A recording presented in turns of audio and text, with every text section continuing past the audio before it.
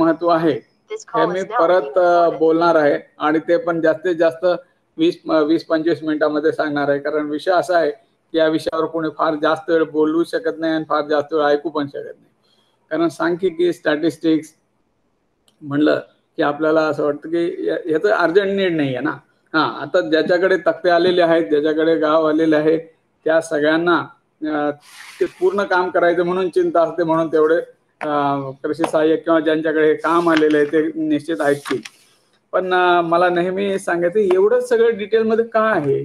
तक्ता किती आकाराचा, तक्त्याचा नैऋत्य कोपऱ्यापासून सुरू कसं करायचा, रांगा कशा मोजायच्या, रँडम रांगेला ओळीला कसा आला पाहिजे, रँडम गाव निवडीला आला पाहिजे, रँडम शेत निवडीला आला पाहिजे, रँडम पुन्हा त्याच्यामध्ये प्लॉट टाकायचा त्याच्यासाठी का आला पाहिजे. या सगळ्या गोष्टीचा जर विचार केला तर आपल्याला लक्षात येईल की स्टॅटिस्टिक्स म्हणजे काय आणि स्टॅटिस्टिक्सचं यश कशावर अवलंबून आहे. स्टॅटिस्टिक्सचं यश अवलंबून आहे सॅम्पलिंगवर. पीक कापणी प्रयोग हा प्रयोग तर आहेच आहे, but that is a sample. कशाचं सॅम्पल आहे? क्रॉप इस्टिमेशनचं, क्रॉप प्रोडक्टिव्हिटी इस्टिमेशनचं सॅम्पल आहे. पिकाचा उत्पन्नाचा अंदाज काढायचं ते एक सॅम्पल आहे, नमुना आहे. आणि ही सॅम्पल साईज किती असावी ते पण ठरलेलं आहे की एका मंडळामध्ये आपल्याला कमीत कमी 10 पाहिजे आहेत, म्हणजे ते मंडळावर आहे. काही ठिकाणी ग्रुप ऑफ द मंडळ असतात, काही ठिकाणी तालुका स्तरावर असतात. म्हणजे क्षेत्र ठरलेलं आहे, त्याचं त्या क्षेत्रामध्ये त्या पिकाचं सॅम्पल ठरलेलं आहे. सॅम्पल ठरवताना काय विचार केलेला आहे? ते मेन क्रॉप आहे का, ते मिक्स क्रॉप आहे का, त्याच्यानंतर त्या पिकाखाली खूप जास्त क्षेत्र आहे का. समजा आता कांद्यासारखं पीक आहे किंवा मोसंबी सारखं पीक आहे फळ पिकांमध्ये, ते काय प्रत्येक शेतकऱ्याकडे असणार नाही, म्हणून ते मंडळ स्तरावर न ठेवता तालुका स्तरावर ठेवण्यात आलेलं आहे. सो एरिया आणि त्याचबरोबर म्हणजे अधिसूचित क्षेत्र आणि त्याचबरोबर सॅम्पल साईज ही थोडीफार चेंज पण केलेली आहे. हे सगळं तारतम्य आहे आणि ऍक्च्युअली हे अतिशय शास्त्रीय गोष्ट आहे. एक लक्षात ठेवा, सांख्यिकीमध्ये खूप म्हणजे हे सगळं शास्त्रीय आहे. बऱ्याच वेळेला सांख्यिकी आपल्याला हसण्यावरही नेल्या जातो की what is this actually, estimation काय आहे, याच्यात काय खरं आहे का. आमची जी स्कीम आहे TRA त्याच्याबद्दल तर भरपूर काय काय बोललं जातं. TRA काय? Timely reporting of the area. याच्यात काय आहे? It is area estimation. Area estimation म्हणजे आपले पीक कापणीचे पीक पेरणीचे आपण जे अहवाल देतो आणि त्या अहवालाचा आणि या TRA मधून आलेल्या सॅम्पलिंगचा कुठेतरी मेळ बसावा यासाठी TRA आहे. म्हणजे तुमचे पीक कापणीचे पीक पेरणीचे अहवाल हे किती तंतोतंत आहेत, किती ॲक्युरेसी आहे, त्यामध्ये किती प्रेसिशन आहे हे तपासण्यासाठी TRA. पण मोस्ट ऑफ द टाइम काय होतं, या TRA स्कीमचं नाव जे आहे टाइमली रिपोर्टिंग ऑफ एरिया, त्याच्यामधले टाइमलीच निघून जात. रिपोर्टिंग ऑफ एरिया होतं पण वेळ निघून गेल्यावर होतं. So every task has its time value. तसं पीक कापणी प्रयोगाची आहे. मिलिंद आरगडे सर पुन्हा पुन्हा सांगत होते की त्याच्या टायमिंग बद्दल विचार करा. त्याचा जर समजा उशीर झाला पीक कापणी प्रयोगाची आकडेवारी देण्यासाठी तर ती ग्राह्य सुद्धा धरले जात नाही बऱ्याचदा. आणि डेटा कॅनॉट बी कम्पेरेबल. जर समजा तुम्ही मागच्या वर्षी डेटा 6 महिने उशिरा देत आहेत तर म्हणजे कुठल्याही कामासाठी तो वापरताच येत नाही किंवा त्या data will lose its value and utility if it is not timely. म्हणून ह्या सगळे जे काम आहेत, एरिया रिपोर्टिंगचे असतील, ते क्रॉप कटिंगचे असतील, ते आपल्याला वेळेत करायचे आहेत. आणि वेळेत करताना हे जे उद्देश आहेत पीक कापणी प्रयोगाचा, पहिला उद्देश काय आहे की आपल्याला उत्पादनाचा अंदाज काढायचे आहे. उत्पादनाचे अंदाज का काढायचे आहेत?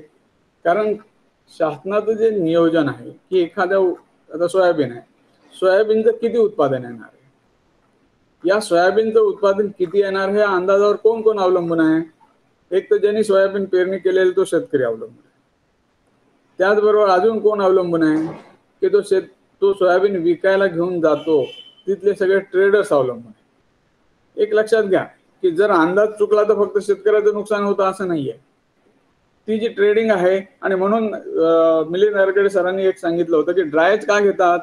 ड्रायज यासाठी घेतात की म्हणजे सुकवणीनंतर किती उत्पन्न होतं. कारण ओलं जर असेल क्रॉप तर त्याच्यानंतर ड्राईंग केलं तर वेट लॉस होतो. मग हा वेट लॉस किती आहे ऍक्च्युअली?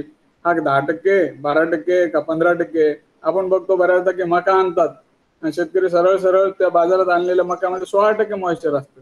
म्हणजे ड्रायिंग झाल्यावर त्याचं 16% तर नक्कीच वजन घट होणारच आहे. तर हे जे आहे, म्हणून आपल्याला प्रत्येक पिकामध्ये ड्राय रेशो पण लावलेले आहे की किती होतं at the time of harvesting, त्याचं वजन किती असेल आणि सुकवल्यावर किती त्याच्यामध्ये वेट लॉस होईल, याचे सगळ्यांचे सूत्र पण आहे. हे सगळं आपल्याला यासाठी पाहिजे की आपल्याला मार्केटिंगला समजा हे सगळं घेऊन गेला तर उत्पादनाचा अंदाज आहे, शेतकऱ्याच्या शेतात नक्की किती प्रॉडक्टिव्हिटी आहे. तर पहिली गोष्ट प्रॉडक्टिव्हिटीचा अंदाज, दर एकरी किंवा दर हेक्टरी उत्पन्न किती, आणि त्यानुसार मग आपलं एरिया एस्टिमेशन दुसरीकडे झालेलं आहे की समजा सोयाबीन आहे, सोयाबीनचं हेक्टरी उत्पन्न 12 क्विंटल येणार आहे असं तुमच्या पीक कापणी प्रयोगातून आलं, आणि 100 हेक्टर सोयाबीन आहे हे TRA मधून आलेले आहे. तर मग हे 12 क्विंटल गुणिले 100 म्हणजे 1200 क्विंटलचं तिथे सोयाबीन अवेलेबल होणार आहे किंवा ते मार्केटमध्ये येणार आहे, असं त्याप्रमाणे अंदाज काढावा लागतो. सो टोटल प्रोडक्शनचे अंदाज कशाशी रिलेटेड आहेत? एक पीक कापणी प्रयोग हा एक सॅम्पल आहे आणि त्या सॅम्पल वरून त्या शेतामध्ये किती उत्पादकता येणार आहे हे कळतं. मग या उत्पादकतेला एकूण क्षेत्राशी जर समजा तुम्ही मल्टिप्लाय केलं तरच तुम्हाला एकूण उत्पादनाचा अंदाज येतो. आता हे सगळं मी बोलायला लागलो की सांख्यिकीवर फार जोक करतात, सांख्यिकीच्या कोणत्या आकड्याचं काही खरं नाही.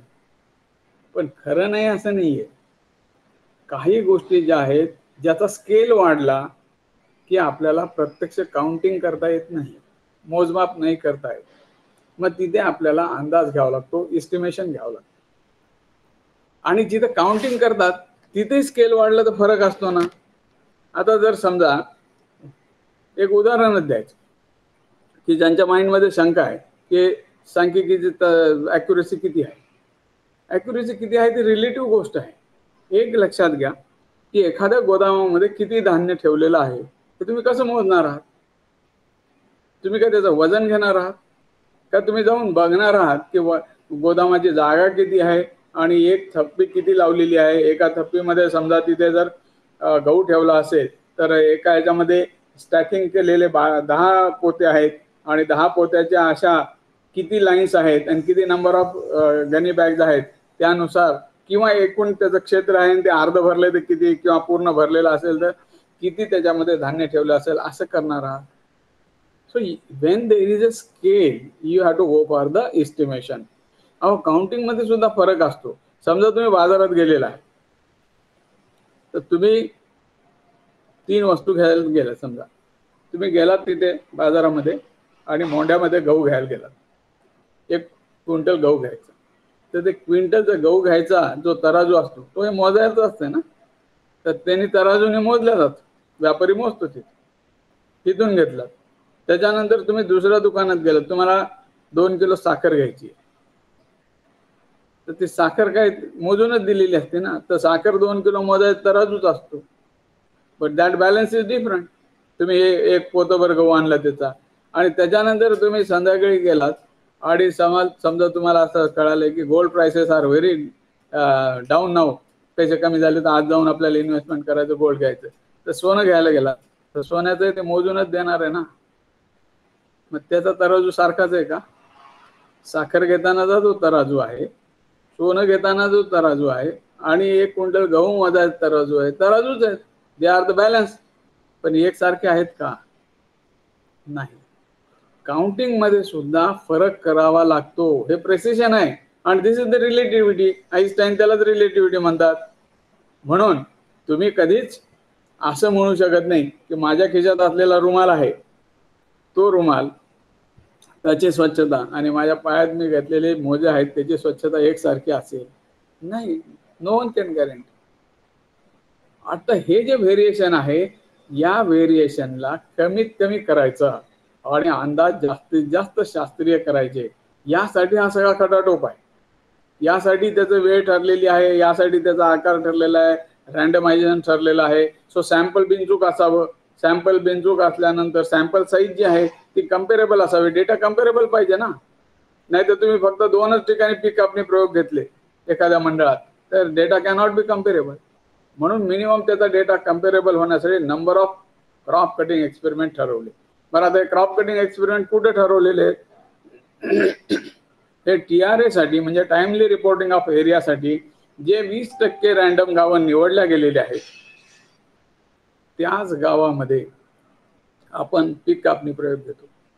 आणि हे सगळे गावं कसे आहेत? 20% म्हणजे कसं, एका 5 वर्षाच्या स्पॅन मध्ये या वर्षी 20% गावं निवडले, ते पुढच्या वर्षी दुसरे 20%, त्याच्या पुढच्या वर्षी तिसऱ्या वर्षी दुसरे 20%, असं करत सगळे 100% गावं 5 वर्षात कव्हर होती. We will get an estimation from all representative villages. हे प्रातिनिधिक आहे ना. तुम्हाला शेतावरून भाताची परीक्षा करायची ही जशी म्हण माहिती आहे, पण शेतावरून कोणत्या भाताची परीक्षा कराल की त्या भाताचा व्हरायटी बदलली तर तुम्हाला दुसरं शेत घ्यावं लागेल. त्या व्हरायटीपेक्षा एकाच व्हरायटीचं जर गावं बदलले तर फरक करावा लागेल. हापूस आंबा जरी म्हणला तरी रत्नागिरी हापूस वेगळा आहे, देवगड हापूस वेगळा आहे, मराठवाड्यात लावला एखादा हापूस तर त्याचा वेगळा आहे, तुम्ही आता इथे जे खाता ते कर्नाटक मधून आलेला हापूस त्याची चव वेगळी आहे. So these are the biological variations happening. आणि आपल्याला शेतीमध्ये काम करत असताना, ॲग्रिकल्चरच्या क्षेत्रामध्ये काम करत असताना हे जे बल्कमध्ये काम चाललेलं आहे, हे खूप मोठ्या स्केलवर काम चाललेलं आहे. याच्यात जेवढे अचूक अंदाज येतील तेवढे शक्य करायचं आपल्याला. So we have to go for the estimation. It's not the counting. Again आपल्याला इस्टिमेशन करायचं. मग इस्टिमेशन करताना काउंटिंग आहे का? आहे. काउंटिंग कुठं आहे? ती सॅम्पल लेवलला काउंटिंग आहे. म्हणजे सॅम्पल कोणतं आहे की समजा एखाद्या गोदामामध्ये 50 पोते ठेवले तर प्रत्येक पोत्यामध्ये किती भरलेले ते तंतोतंत मोजूनच भरलेले, त्याच्यात चूक होणार नाही. पण नंतर पुन्हा सगळं मोजायची गरज नाही. नंबर ऑफ गनी बॅग मोजल्या आणि त्याच्यावरून आम्ही एस्टिमेशन केलं. So accuracy and precision at the level of sample size हे त्याच्यामधलं सूत्र असतं स्टॅटिस्टिक्समध्ये. आणि यासाठी मुगाचा समजा पीक कापणी प्रयोग घ्यायचा आहे, त्याची साईज काय असली पाहिजे, कापसाचा घ्यायचा आहे त्याची काय साईज असली पाहिजे, ऊसामध्ये घ्यायचा आहे, हे सगळं ठरवण्यात आलेलं आहे. म्हणून त्याच्यामध्ये त्या सॅम्पल साईजमध्ये सॅम्पल निवडताना चूक होऊ नये, सॅम्पल निवडलेले त्याच्यामध्ये अचूकता यावी याची जास्त दक्षता घेतलेली आहे. आणि या सगळ्या गोष्टी अरगडे सरांनी तुम्हाला खूप डिटेलमध्ये आता सांगितलेल्या आहेत, म्हणून मी त्या रिपीट करणार नाही. मी 5 ते 10 मिनिटात या प्रत्येक गोष्टीचा रिलिव्हन्स सांगतोय की म्हणजे हे कशासाठी करायचं शेवटी. मग आता पीक कापणी प्रयोगामधून आपल्याला एकतर उत्पादनाची आकडेवारी येते, उत्पादनाचे अंदाज येतात. अंदाज किती वेळा द्यावा लागतात आपल्याला? अंदाज जर तुम्ही बघितले तर आपण पहिला अंदाज देतो, दुसरा देतो, तिसरा अंदाज देतो. 3 अंदाज आपण प्रोडक्शन एस्टिमेट देतो, प्रॉडक्टिव्हिटी एस्टिमेट्स देतो. मग आता हे दिल्यानंतर ते बिनचूक असावेत यासाठी TRA प्लस क्रॉप कटिंग हे इथपर्यंत ठीक होतं. या एस्टिमेशन मध्ये थोडीशी गडबड झाली तर प्लॅनिंग मध्ये चूक होईल, मार्केटिंग मध्ये चूक होईल, स्टोरेज कॅपॅसिटी कधीतरी पुरणार नाही, त्याच्यामध्ये नुकसान होतं. काही वेळेला आपल्याला कळतं की इतकं उत्पादन येईल अंदाज आहे आणि त्यापेक्षा एकदम कमी येतं. कमी उत्पादन येण्याचा अंदाज आहे म्हणून सरकारने इम्पोर्ट करायचा निर्णय घेतलेला आहे आणि उत्पादन प्रत्यक्षात जास्त येतं. या सगळी गडबड होती ना. मेनी टाइम्स या एस्टिमेशन मध्ये ह्युमन एरर पण असू शकतो की डेलिबरेट चूक कोणी करणार नाही, परंतु काही ठिकाणी डेलिबरेट चुका पण होतात. So there are so many things happening. आणि मग त्याच्यामुळे सांख्यिकीला दोष नाही द्यायचा. त्याच्यामुळे स्टॅटिस्टिक्स इज युजलेस असं नाही म्हणता येत. त्याच्यामुळे स्टॅटिस्टिक्स आम्ही फारसं काही गांभीर्याने घेणार नाही असं म्हणता येणार नाही. आपल्याकडेच काय प्रत्येक ठिकाणी स्टॅटिस्टिक्स वरच सगळं चालू आहे ना, एस्टिमेशनवर चालू आहे. इथून जर समजा तुम्ही प्रवासाला निघाल तर एखाद्या ठिकाणी पुण्याला निघालात, मुंबईला निघालात, किती वेळात पोहोचणार, कसं पोहोचणार हे अंदाज आहे, एस्टिमेशन आहे. तुमच्या गाडीचं स्पीडोमीटर आहे, ते जर चुकीचं असलं तो अंदाज चुकीचा येईल. गाडीचं स्पीडोमीटर आधी ॲक्युरेट पाहिजे आणि मग अंदाजामध्ये थोडाफार 5-10% व्हेरिएशन येऊ शकतं. सो लाईक वाईज पीक कापणी प्रयोग खूप जास्त अचूकतेने घ्यावेत याची दक्षता घ्या. कारण आता याला दुसरी वैधता आलेली आहे. कोणती वैधता आलेली आहे? पीक कापणी प्रयोगाची आकडेवारी जी आहे ही पीक विम्यासाठी वापरल्या जाते. आणि as it is link with the crop insurance म्हणजेच काय आहे ते, in case of natural calamity and losses to the crop त्याला नुकसान भरपाई देण्यासाठी वापरल्या जाते. मग त्याच्यात जर चूक असेल तर नुकसान भरपाई मिळेल का? नाही मिळणार. त्याच्यात जर चूक असेल तर कुणाला तरी गरज नसताना नुकसान भरपाई मिळून जाईल. कारण इथे पण मर्यादा आहे आपल्याला. आपण काही प्रत्येक शेतकऱ्याचा नुकसान जाऊन मोजत नाहीये. सो क्रॉप इन्शुरन्सच्या सुद्धा वेगवेगळे अप्रोचेस आहेत. त्याच्यामध्ये आपण जो अप्रोच घेतलेला आहे हा एरिया अप्रोच आहे. आपल्या ज्या सगळ्या पीक कापणी पीक विम्याच्या स्कीम्स ज्या आहेत त्या एरिया अप्रोचवर चालतात. म्हणजे मंडळमध्ये आलेले एकूण क्षेत्र आहे, मंडळमध्ये नुकसान झाले, कदाचित माझ्या शेतात नुकसान नाही झालं, पण पीक कापणी प्रयोग झाले होते 10, त्याच्या आकडेवारीमध्ये नुकसान दिसतंय, मला आपोआप कॉम्पेन्सेशन मिळतं. पण कोणी सांगतं का असं की माझ्याकडे नुकसान झालं नाही पण मला नुकसान भरपाई मिळाली आहे? ते कोणी सांगणार नाही. पण ज्या वेळेला एखाद्या शेतकऱ्याचं नुकसान झालेलं आहे, परंतु प्रातिनिधिक रिप्रेझेंटेटिव्ह सॅम्पलिंग चुकलेली आहे, रिप्रेझेंटेटिव्ह सॅम्पलिंगमध्ये त्याचं नुकसान कुठं रिफ्लेक्ट झालेलं नाही आहे, तर काय होईल? तिकडे उत्पन्न चांगलं आलेलं आहे. तुमचं जरी वैयक्तिक नुकसान असेल तर that will not be justified किंवा कुठं त्याचा नोंद घेतल्या जाणार नाही. तर हे सगळे याच्यातल्या उणीवा आहेत. आणि मग या उणीवा कमीत कमी करायच्या, याच्यावर आपल्याला मात करायची. कारण अजून काही दिवसांनी असं होईल विथ द टेक्नॉलॉजी, जे सॅटेलाइट मार्फत रिमोट सेन्सिंगची टेक्नॉलॉजी आहे, प्रत्येक शेतकऱ्याचं यील्ड एस्टिमेशन करता येईल. आजही आपल्या यील्ड एस्टिमेशनला काउंटर करण्यासाठी रिमोट सेन्सिंग टेक्नॉलॉजी लावून प्रोडक्शन एस्टिमेट काढायची पद्धत सुरू झालेली आहे. आता त्याच्यामध्ये ग्राउंड रियालिटी आणि तिथून आलेले रिमोट सेन्सिंगची रियालिटी हे मॅच करायचं काम आपण त्या फेजमध्ये आहोत. पण बऱ्याचदा बघा, दुष्काळ जे आहे असेसमेंटसाठी एक खूप मोठी स्कीम आहे की ड्रॉट मॅनेजमेंट कसं आहे, तर आवर्षण आहे का, किती आहे, काय नाही, हे कशातून बघायचं? Remote sensing. पण रिमोट सेन्सिंगचे रिपोर्ट्स आहेत, रिमोट सेन्सिंग मधून आलेले जे नकाशे आणि त्याचं काढलेलं विश्लेषण आहे, त्यानुसार काही ठिकाणी सॅम्पल आपण घेणार, सॅम्पलमध्ये जाऊन बघणार की खरोखर रिमोट सेन्सिंग वरून आलं तसं आहे का, मग त्याची ॲक्युरेसी टेस्ट होते. आणि आता जवळजवळ आपल्याला असं दिसतंय की रिमोट सेन्सिंगची सुद्धा ॲक्युरेसी खूप चांगली चालू आहे.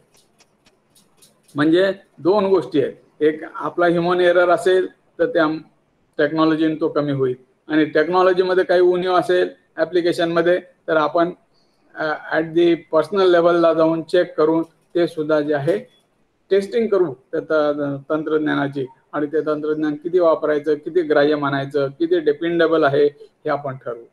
तर ह्या सगळ्या प्रोसेसमध्ये आपण आहोत, आणि तो प्रोसेस पूर्ण होईपर्यंत पीक कापणी प्रयोगाचं महत्त्व असंच राहणार आहे.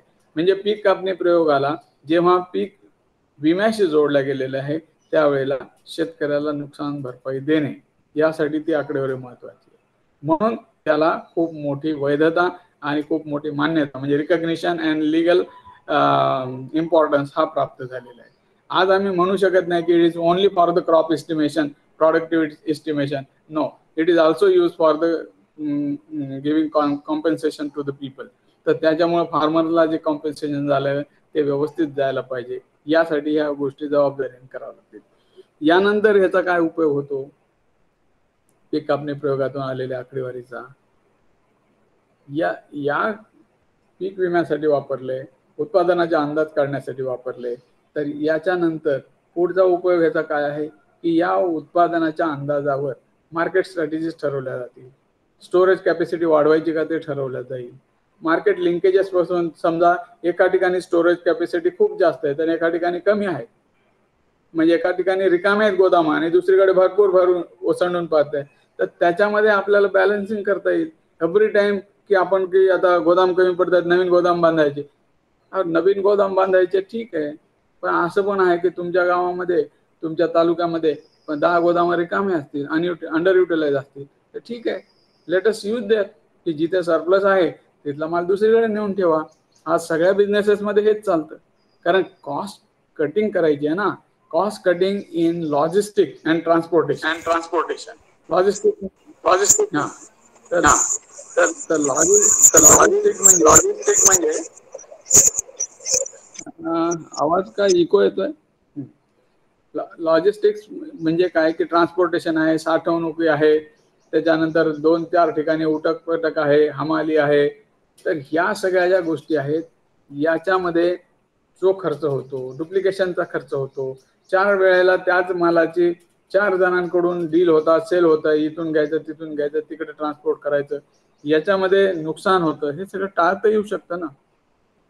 आणि या सगळ्या प्लॅनिंगसाठी वी नीड प्रॉपर इस्टिमेशन, आणि हे ॲक्युरेट इस्टिमेशन व्हायला पाहिजे, at the same time timely व्हायला पाहिजे. तर पीक कापणी प्रयोगामध्ये आपण घेणाऱ्या एका पीक कापणी प्रयोगाचं इतकं जास्त महत्व आहे हे लक्षात घ्या.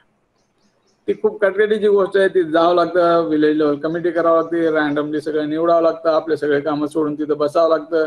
शेतकरी कधी कधी रिस्पॉन्स देतात, कधी कधी नाही देत, कारण त्यांचं काम सोडून त्यांना ते निवडलेला प्लॉट असतो तेवढ्याच हार्वेस्टिंग करायचं असतं. त्या सगळ्या अडचणीच्या गोष्टी आहेत. पण येस, याच्यातून तुम्ही नियोजनाला, प्लॅनिंगला खूप मोठा हातभार लावता. दुष्काळासाठी आपण काय करतोय, पैसेवारी कशी काढतोय? पैसेवारी काढायला हीच आकडेवारी वापरल्या जाते ना, पीक कापणी प्रयोगातून आलेली उत्पादनाची. म्हणून लास्ट 10 इयर्स काय होते आकडेवारी, लास्ट 10 इयर्स मध्ये विचार द बेस्ट 3 इयर्स ते बघितल्या जातात. म्हणजे हे सगळे गोष्टी आहेत. पैसेवारी काढायची तर पीक कापणी प्रयोगाची आकडेवारी, नुकसान भरपाई द्यायची पीक कापणी प्रयोगाची आकडेवारी, उत्पादनाचे एकूण अंदाज काढायचे पीक कापणी प्रयोगाची आकडेवारी, मार्केटिंग मध्ये अरायवल्स किती आहेत आणि ऍक्च्युअल आपले एस्टिमेट्स किती आहेत ते जुळतात का हे बघायचं तर पीक कापणी प्रयोगाची आकडेवारी. तर याच्यासाठी ह्याचं मल्टी डायमेन्शनल इम्पॉर्टन्स आहे. अनेक क्षेत्रामध्ये हे वापरलं जाऊ शकतं. आणि मी विभागीय सांख्यिक म्हणून काम करत असताना याचा अनुभव घेतलेला आहे की कॉटनचं काय एरिया आहे, काय एस्टिमेशन आहे. याच्यावरून औरंगाबाद जिल्ह्यात मी काम करत असताना तमिळनाडू मधले व्यापारी माझ्याकडे यायचे, सर हमको इतना बताओ कि ये एरिया कितना हो रहा है कॉटन का. एरिया से क्या करेंगे, टोटल प्रोडक्शन निकालेंगे. मग त्याच्यानंतर लगेच ते एरिया दिला की 15 दिवसांनी येते first estimation of cotton production किती आहे सांगा. या इथल्या औरंगाबादच्या आकडेवारीवर कोइंबतूरचा जर समजा एखादा कापसाच्या गाठी करणारा व्यापारी त्याचं भवितव्य अवलंबून असेल तर मला वाटतं हे आपल्या शेतकऱ्यासाठी पण आवश्यक आहे ना, आपल्या शासकीय धोरण ठरवण्यासाठी पण खूप मोठं आवश्यक आहे. तर यासाठी ह्या गोष्टी गांभीर्याने घेणं भाग आहे. आणि म्हणून याचं अत्यंत अनन्यसाधारण महत्व आहे. आणि या महत्वामध्ये आपल्याला फक्त काय असतं माहिती का, तुटक तुटक या गोष्टीकडे पाहिल्यामुळं आपल्याला त्याचं महत्व वाटत नाही. नेहमी बघा, सांख्यिकीमधून काही आकडे येतात, ते जे आकडे येतात ती आकडेवारी आहे, त्याला इंग्रजीत आपण डेटा म्हणतो. हा जो डेटा आहे म्हणजे IT मध्ये ज्याला डेटा म्हणतात तो वेगळा आहे, मी सांगतो ते आकडेवारी आहे. समजा असं उत्पन्नाची आकडेवारी आली की सोयाबीनचं उत्पन्न आहे आणि ते यावर्षी आलेले आहे 13 क्विंटल. आता 13 क्विंटल उत्पन्न आले, हे काय झालं, हा आकडा झाला. या आकड्याचा अर्थ काय? सो डेटा आणि स्टॅटिस्टिक्स मध्ये फरक काय? मग डेटा आणि स्टॅटिस्टिक्स मध्ये फरक आहे की when data is arrange in some reference that become statistics. म्हणजे तुम्ही जर असं म्हणलात की यावर्षी आलेले सोयाबीनचं 13 क्विंटल उत्पन्न म्हणजे 2021चं, त्याला संदर्भ दिला 2021चं, हा 2020च्या उत्पन्नापेक्षा ते 12 क्विंटल होतं, 1 क्विंटल जास्त आहे. म्हणजे काय झालेलं आहे की तिथला जो राईज आहे किंवा फॉल आहे हा तुम्हाला अंदाज कळाला त्याचा. 13 क्विंटलने काहीच कळत नाही. 13 quintal when put into the reference of the last year, put into the reference of the last 5 years average मध्ये, तर मग मात्र त्याच्यातून अर्थ काढता येतात. आणि म्हणून सांगतो एव्हरी फिगर, एव्हरी डेटा तुम्ही जे कलेक्ट करता हा पुढे संदर्भात कोणी ना कोणी लावत असतं आणि त्या संदर्भामध्ये त्याच्यातून मिळणारे निष्कर्ष, त्याच्यातून मिळणारा अर्थ हा त्या वेळेला खूप महत्वाचा असतो. म्हणून डेटा, समजा आता पाऊस आहे, आता यावर्षी आपण बघतो की जून मध्ये किती पाऊस पडला. आता आपल्याला जास्त झालाय का कमी झालाय कशाशी आपण ठरवतो? जूनचं सरासरी पर्जन्यमान आपल्याजवळ आहे, आज 30 जून आहे, सरासरी पर्जन्यमानापेक्षा जास्त झालाय, सरासरी पर्जन्यमानापेक्षा 15% जास्त झालाय किंवा 10% कमी झालाय का 20% कमी झालाय हे आपल्याला कळतं. तर म्हणून प्रत्येक ठिकाणी आकलन होण्यासाठी, एखाद्या ठिकाणी उत्पादनाचं आकलन, तिथं असलेल्या क्षेत्राचं आकलन आणि त्या ठिकाणी प्रॉडक्टिव्हिटी मध्ये होणारे चेंजेस. प्रॉडक्टिव्हिटी म्हणजे दर हेक्टरी उत्पन्न, दर हेक्टरी उत्पन्नामध्ये किती फरक पडतो आहे याचं उत्पन्न काढायला आपल्याला हे पाहिजे. त्याचबरोबर काय होईल, suppose there is some natural calamity, पाऊस अतिवृष्टी झाली, ऍक्च्युअली किती नुकसान होतं, पेस्ट इन्सिडन्स झालाय, प्रत्यक्षात नेमकं इस्टिमेशन ऑफ लॉसेस कसं होतं, म्हणजे इस्टिमेशन ऑफ प्रोडक्शन जसं आहे तसं याच आकडेवारीचा दुसरा उपयोग होऊ शकतो की इस्टिमेशन ऑफ लॉसेस. म्हणजे जसं मागच्या काही वर्षांपूर्वी असं होतं की पिंक बोलवॉर्म आलं, कॉटनमध्ये हॅवॅक झालं, आपल्याकडे मेन क्रॉप कॉटन आणि कॉटनवर एकदम मोठा विपरीत परिणाम झाला. विपरीत परिणाम झाला तर पिंक बोलवॉर्मची तीव्रता किती होती आणि त्यावेळेला कापसापासून किती उत्पन्न आलं, हे फार मोठा एक आपल्याजवळ इन्फॉर्मेशन आहे, डेटाची इन्फॉर्मेशन झाली, इन्फॉर्मेशन स्टॅटिस्टिक्स झालं आणि ह्याचा वापर तुम्ही कसा पाहिजे तसा करू शकता. तर यातून आपल्याला काय झालं की पुढे जर समजा पिंक बोलवॉर्म आलं तर how much damage it can cause, कोणत्या स्केलपर्यंत डॅमेज जाऊ शकतं आणि मग त्या परिस्थितीत शासनाने किती कॉम्पेन्सेशन दिलं होतं आणि शासनावर किती बोजा होतो हे लक्षात येईल. मी जॉबमध्ये असताना एक पहिला प्रसंग असा झाला होता की पूर्व विदर्भामध्ये पहिल्यांदा सोयाबीनवर चक्रीभुंगा आला आणि त्यानंतर तिथे खूप मोठे लॉसेस झाले. ते लॉसेस झाल्यानंतर काय झालं, सोयाबीनला जे कॉम्पेन्सेशन दिलं गेलं तेव्हा त्या वेळेचे आयुक्त सर, कृषी आयुक्त आणि आम्ही अशी चर्चा करत बसलो. तर त्यांनी बोलताना काय सांगितलं की एका गोष्टीची खंत वाटते, म्हणजे आपल्या प्लॅनिंगमध्ये आपल्याला याचं आकलनच होत नाही, किती नुकसान होणार आहे, किती उत्पादन येणार आहे, काय नाही. परिणाम काय झाला म्हणले त्यांनी सांगितलं की असा परिणाम झाला की सोयाबीन डेव्हलपमेंटचं बजेट जेवढं आहे ना त्याच्यापेक्षा सोयाबीन लॉसेसचं कॉम्पेन्सेशन आम्ही जास्त देतोय. आणि हे शेतीमध्ये होत आहे, शासनाच्या लेवलला नाही, शेतकऱ्याच्या लेवलला होत आहे. त्याला अंदाजच येत नाही की उत्पन्न किती येणार आहे आणि त्याच्यासाठी खर्च किती करायला पाहिजे, गुंतवणूक किती करायला पाहिजे, रिटर्न ऑन इन्व्हेस्टमेंट किती असायला पाहिजे, नाही येत अंदाज. आणि मग काय होतं की सगळे निर्णय चुकायला लागतात. स्टॅटिस्टिक्स ऍक्च्युअली हे जर नीट वापरलं तर it can give A very scientific base for decision making.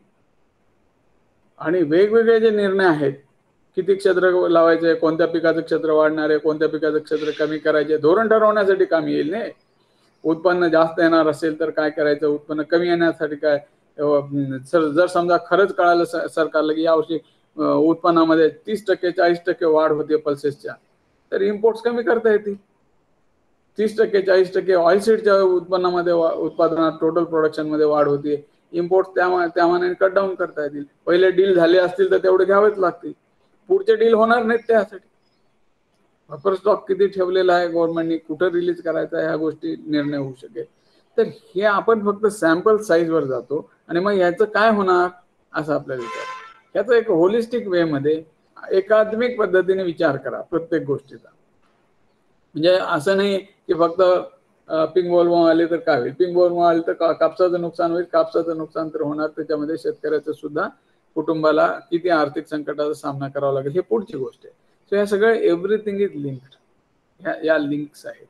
आणि या लिंक्समध्ये आपल्याला ऑब्जेक्टिव्ह लेवलला जाऊन वस्तुनिष्ठपणे त्याचा अर्थ समजून घेणे, त्याचा अभ्यास करणे आणि त्याच्यानंतर निर्णय घेणे, यासाठी सांख्यिकीचा खूप उपयोग होतो. त्यामुळे स्टॅटिस्टिक्स काही असं समजू नका की वापरलं तर वापरलं, नाही तर नाही, कसं केलं. तुमच्या जीवनात सुद्धा कोणतीच गोष्ट विदाउट स्टॅटिस्टिक्स चालत नाही. आज सुद्धा तुम्हाला जर समजा एखादी गाडी घ्यायची असेल तर तुम्ही काय म्हणता, मोटरसायकल घ्यायला गेला तर ॲव्हरेज किती आहे बघू द्या. आता ॲव्हरेज करेक्ट येतं का तेवढं, कंपनीने दिलेलं ॲव्हरेज असतं. ॲव्हरेज दिल्यावर खाली लिहितात टर्म्स अँड कंडिशन, म्हणजे स्टँडर्ड कंडिशनमध्ये ते ट्रॅफिक असली तर आम्ही सांगू शकत नाही, रस्त्यावर खड्डे असले तर आम्ही त्यात व्हेरिएशन झालं सांगू शकत नाही. तुम्ही आम्ही सांगितलं 60च्या स्पीडने चालवाल तर एवढं ॲव्हरेज मिळेल, तुम्ही 80च्या स्पीडने गेलं तर किती मिळेल आम्ही सांगू शकत नाही. असतात ना खाली टर्म्स अँड कंडिशन, त्याच्याबद्दल तुमची तक्रार असते का, नाही. You accept all those things. मग ॲग्रिकल्चरमध्ये स्टॅटिस्टिक्सचा महत्व आणि त्याचा वापर करणे ऍक्सेप्ट करावं लागेल. जे मला आपल्याला हीच विनंती करायची आहे की दिलंय काम काहीतरी आहे आलंय आपल्याकडे म्हणून नाही, याचा अर्थ समजून घ्या. Actually this is a very म्हणजे बेसिक अँड युजफुल वर्क. तुम्हाला सुद्धा एखाद्या गोष्टीचं पूर्णपणे आकलन, त्या क्षेत्राचं, तिथल्या ॲग्रिकल्चरच्या प्रॉब्लेम्सचं, ॲग्रिकल्चरमध्ये असलेल्या पोटेन्शियलचं सगळं आकलन किंवा परसेप्शन कशामधून तुमचं क्लिअर होईल, क्लॅरिटी येईल, स्टॅटिस्टिक्स मधून होईल. आणि म्हणून हे उत्पादनाचे आकडे जे आहेत शासनाचं धोरण ठरवण्यासाठी तर आहेच आहे, पण वैयक्तिक दृष्टीने आपल्याला सुद्धा त्या ठिकाणी काम करताना एक क्लॅरिटी येण्यासाठी उपयोगाचं आहे. आणि एक त्याच्यातून आलेली स्पष्टता, ती स्पष्टता घेऊन जेव्हा तुम्ही काम कराल तर तेव्हा त्या स्पष्टतेमधून येणारा तुम्हाला आत्मविश्वास, म्हणजे क्लॅरिटी आणि कॉन्फिडन्स, या दोन गोष्टी लिंक्ड आहेत. ज्या ठिकाणी क्लॅरिटी नाही आहे, ज्या ठिकाणी तुम्हाला स्पष्टता नाही, तिथे आत्मविश्वास येऊच शकत नाही. आणि मग जेव्हा क्लॅरिटी आहे, कॉन्फिडन्स आहे and you are committed to some work, तर ते काम करण्यातलं प्लेजर विचार करा कसा असेल. तर या सगळ्या गोष्टी निगडीत आहेत. आणि याच्यासाठी म्हणजे मी काय हे बोलतोय, तर मला जे बोलायचं होतं की ते कन्सेप्ट लेवललाच बोलायचं होतं, आणि सम ऑफ द थिंग्स मी पीक कापणी प्रयोगाच्या वेगवेगळ्या ह्याच्यात बोलणार होतो, पण मिलिंद सरांनी खूप छान घेतलेलं आहे. आणि आता तर आपल्याला पुढे काय आहे की तुमच्याकडे तर ॲप लेवलला आहे, आता मोबाईल ॲप वापरून तुम्ही या सगळ्याचा विचार करणार आहात. काही दिवसामध्ये हेच काम तुम्ही जे आहे, मी जसं म्हणलं की रिमोट सेन्सिंगच्या टेक्नॉलॉजीमध्ये पण तुम्हाला जावं लागेल. काहीच करायचं नाहीये, क्रॉपमध्ये जायचं आहे, रिमोट सेन्सिंगचं तुमच्याकडे एखादं ॲप्लिकेशन असेल, एखाद्या शेतामध्ये तुम्ही फिरून आलात तर त्या शेतामध्ये what is estimated crop yield हे कदाचित ते ॲप तुम्हाला सांगेल. आज आहेत तसे ॲप, किडीचं प्रमाण किती आहे. समजा तुम्ही आता जुलै 15ला फिरतायत, तर ते पीक किती आहे, पेरणी झाल्यानंतर 1 महिना झालेला आहे, तर त्याच्यानंतर तुम्ही डेट ऑफ सोईंग टाकली तर after 30 days what should be the crop stand, canopy किती पाहिजे आहे. समजा जर हे असेल कापसासारखं पीक असेल तर स्क्वेअर फॉर्मेशन झालं तर how many number of square त्याच्यामध्ये असले पाहिजेत. किंवा समजा सोयाबीन आहे, शेंगा लागायच्या असतील ते एका झाडाला किती शेंगा लागायला पाहिजेत आणि ऍक्च्युअल किती आहेत याचे एस्टिमेशन देणारे ऍप्स आलेले, आणि ते रिमोट सेन्सिंगच्या याच्यावर चालणारे आहेत. So things are changing. काही दिवसात कम्प्लिटली टेक्नॉलॉजीत हे सगळं काम करणार आहे, त्याच्यामध्ये तुम्हाला फारसं जास्त ताण घेण्याची गरज नाही. पण तोपर्यंत ते सगळं होईपर्यंत हे सगळं मॅन्युअल लेवलला चालत राहणार आहे, आणि मॅन्युअल लेवलला चालत राहणार आहे तेव्हा आपल्याला एक क्रॉप कटिंग करावंच लागणार आहे. आणि त्याचबरोबर हे क्रॉप कटिंग काय तुम्ही एकट्याने करायचं का नाही, हे मल्टी इंटरडिसिप्लिनरी काम आहे. आणि त्याच्यामध्ये आपलं कृषी विभाग आहे, त्याच्यामध्ये जिल्हा परिषद आहे, त्याच्यामध्ये महसूल खातं आहे, तिघांनी मिळून करायचं. कशासाठी करायचंय, कारण कुठल्याही एकाच यंत्रणेला काम दिलं तर थोडासा बायस येऊ शकतो, थोडासा ह्युमन एरर वाढू शकतो. तर ते तसा पूर्वग्रह, तसा त्याच्यामध्ये असलेले काही चूक होण्याची शक्यता ही दूर करण्यासाठी म्हणून हे 3-4 विभाग एकत्र मिळून काम करतात. आणि याच्यावर खूप मोठ्या प्रकारच्या नियोजनाच्या गोष्टी आहेत, त्याच्यावर अनेक मोठ्या प्रकारच्या शेतकऱ्यांच्या फायदा आणि नुकसानीच्या गोष्टी अवलंबून आहेत, व्यापार अवलंबून आहे, तर इम्पोर्ट एक्सपोर्टचे डिसिजन्स अवलंबून आहेत, त्याचबरोबर मार्केट प्राइसेस अवलंबून आहेत. जर समजा तुम्हाला लक्षात आलं की क्रॉप यील्ड मागच्या वर्षीपेक्षा या वर्षी 20% एक्स्ट्रा येत आहेत, तर लक्षात येईल की मार्केटमध्ये ग्लट येणार आहे. मग टायमिंग ऑफ मार्केट ठरवायचं असेल तर ते सुद्धा ह्याच्यावरून ठरवता येईल. तर खूप अनेक गोष्टी कॉस्ट अँड बेनिफिटच्या या ह्याच्याशी रिलेटेड आहे. फक्त म्हणून मी सुरुवातीला जे उदाहरण सांगितलं की सांख्यिकी हातण्यावर नेऊ नका म्हणून, ते जे तराजूचं उदाहरण सांगितलं त्यासाठी. दुसरं सुद्धा सांख्यिकीमध्ये सांगितलं जसं की ॲव्हरेज, लॉ ऑफ ॲव्हरेज जे आपण नेहमी म्हणतो, तर लॉ ऑफ ॲव्हरेज मध्ये सुद्धा एक मर्यादा आहे. आणि त्याच्यासाठी एक स्मॉल स्टोरी सांगून मी आता थांबवतो की सांख्यिकीच्या मध्ये काही मर्यादा पण येतात. मर्यादा कशा आहेत, त्या मर्यादांचं पण आपल्याला भान पाहिजे. का भान पाहिजे, कारण आपण आपला आकडा जास्त किती ताणायचा त्याच्यासाठी आपल्याला त्या मर्यादेचं भान पाहिजे. ते एक फेमस स्टोरी आहे, तुम्ही ऐकली असेल. सांख्यिकीचे एक प्राध्यापक होते, ते त्यांच्या कुटुंबाला घेऊन एकदा बऱ्याच दिवसांनी सुट्टी मिळाली, मुलांना घेऊन निघाले, पती पत्नी आणि त्यांचे 3 मुलं होते. गेले निसर्ग फॉरेस्टमध्ये फिरायला चांगलं आवडतं म्हणून, आणि तिथे गेल्यानंतर पाहिलं की मध्ये एक ओढा होता. त्या ओढ्यातून पलीकडे जायचं, पोहणं कोणालाच येत नव्हतं. सरांमधलं सांख्यिकी जागी झाली, स्टॅटिस्टिक्स प्राध्यापक जाऊन मोजलं 3 ठिकाणी, ओढ्याची खोली मोजतो म्हणे.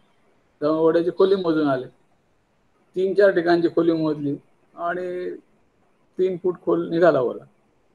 ओढा 3 फूट खोल आहे. आपल्या मुलांना उभं केलं, आपण 2 जण पती पत्नी उभे राहिले, मुलांची उंची पाहिली, आपली सगळ्यांची उंची, ते म्हणजे ॲव्हरेज उंची सगळ्यांची आहे 4.25 फूट, कोणी बुडण्याची शक्यता नाही. चला पलीकडे, आता काय काळजी घेतलं काम नाही. पलीकडे गेले काठावर, पलीकडच्या काठावर पोहोचले, एक मुलगा दिसत ना, काय झालं विचार करायला लागले. मग त्यांनी बायको म्हणजे अहो त्याची उंची 2.5 फुटाच आहे, कुठेतरी गटांगळ्या खात असेल, लवकर काढा त्याला बाहेर. So everything has some limitation. आता हे लिमिटेशन धरून बसायचं का ह्याच्यावर काय उत्तर शोधायचं हे बघितलं पाहिजे. म्हणजे again you will have to use your common sense even though it is. म्हणजे म्हणून ते सांगितलं ना आता की समजा एखादी रँडम ओळ घेतली आहे आणि त्याची लांबी आपल्याला 20 मीटर पाहिजे, ते तितकी नाही तर रँडम बदलून टाका आणि ती रद्द करा, दुसरी. त्याच्यासाठी 5 किलोच्या पिशवीमध्ये तुम्हाला सोयाबीन ड्राय करण्यासाठी सांगितलंय, मूग ड्राय करण्यासाठी सांगितलंय, पण ऍट द सेम टाइम भुईमुग जर असेल तर पोतं वापरावं लागेल. हे सगळं कॉमन सेन्सच आहे ना. तर या सगळ्या गोष्टीमध्ये हे क्लिष्ट नाहीये, याचा उद्देश लक्षात घ्या आणि मग तुम्हाला लक्षात येईल की अरे नाही, हे आपल्या मदतीसाठी आहे. Statistics is always a tool, it's a tool for your help. प्रत्येक गोष्टीमध्ये आपल्याला एक महत्व देतं ना. तुम्ही सुद्धा काहीतरी बोलत असाल, तुमच्या एरियामध्ये बद्दल काहीतरी सांगायचं असेल तुम्हाला, आणि if you are using some data, कोणते तरी आकडेवारी वापरताय, तर तुमच्या बोलण्यामध्ये त्या कम्युनिकेशनला एक वेटेज येऊन जात. तर यासाठी आपल्याला या सगळ्याचा उपयोग करायचा आहे. म्हणून आपला जास्त वेळ न घेता मी आता इथे थांबतो आहे. मिलिंद आरगडे सरांना खरंच म्हणजे मी मनापासून धन्यवाद दिले, कारण सुरू असताना मी त्यांचं खूप काळजीपूर्वक ऐकत होतो. बऱ्याच गोष्टी ज्या मी प्रिपेअर करून ठेवल्या होत्या त्या खूप सुंदर पद्धतीने त्यांनी मांडल्या. आणि एकच लक्षात घ्या, या सगळ्याला खूप मोठा अर्थ आहे. जेवढं तुम्ही जसं वापरायचं तसं वापरू शकता, पण data has to be put into some reference to get it into the statistics. डेटाचा अर्थ काढता येत नाही, पण स्टॅटिस्टिक्सचा अर्थ काढता येतो. आणि मग स्टॅटिस्टिक्स पासून आलेलं मिनिंग आहे, त्यातून आलेली जी माहिती आहे त्या माहितीचं ज्ञानात रूपांतर करायचं. कसं करायचं? ती माहिती कुठेतरी वापरायची, म्हणजे तिचं ज्ञान होतं. ऍप्लिकेशन लेवलला इन्फॉर्मेशन नेलं की ज्ञान होतं, आणि या ज्ञानाच्या वापरामधून आपल्याला बोध होतो की नेमकं पुढे काय करायचं, काय नाही करायचं, याचे डिसिजन घेता येतात. आणि यासाठी हे सॅम्पलिंग खूप चांगलं आहे. म्हणजे बेसिक ऑफ सगळं सक्सेस ऑफ सांख्यिकी कशावर अवलंबून आहे? On the basis of sample. किती ॲक्युरेट सॅम्पल साईज आहे, किती ॲक्युरेट सॅम्पल निवडलेले आहे, आणि how good observations are taken about that sample. तर ह्यासाठी सगळे रँडम मायजेशनचे जे रँडम टेबल्स आहेत, ही सगळी कार्यपद्धती लावून दिलेली आहे, व्हेरी सायंटिफिक आहे. आणि हे सगळं लावून देत असताना प्युअर स्टॅटिस्टिक्सच्या लोकांनी लावलेली आहे. म्हणजे कृषी विभागाने नंतर ती अडॉप्ट केली आणि त्याच्यामध्ये काही वापरण्यासारखे बदल केलेले आहेत, पण हे प्युअर स्टॅटिस्टिक्स आहे. आणि त्याच्यामुळे मला वाटतं की गणित आणि स्टॅटिस्टिक्स म्हणजे काय? लॉजिक आहे, तर्क आहे. आणि जितकं तर्कशुद्ध आपण काम करू तेवढा आपल्या कामामध्ये अचूकपणा येते, प्रेसिजन येतं, क्लॅरिटी येते. सो धन्यवाद. आपल्याला आता मी इथं थांबतो, आणि काही प्रश्न असतील तर तुम्ही जरूर विचारू शकता. धन्यवाद सर. पकडे साहेब, रेकॉर्डिंग बंद करा.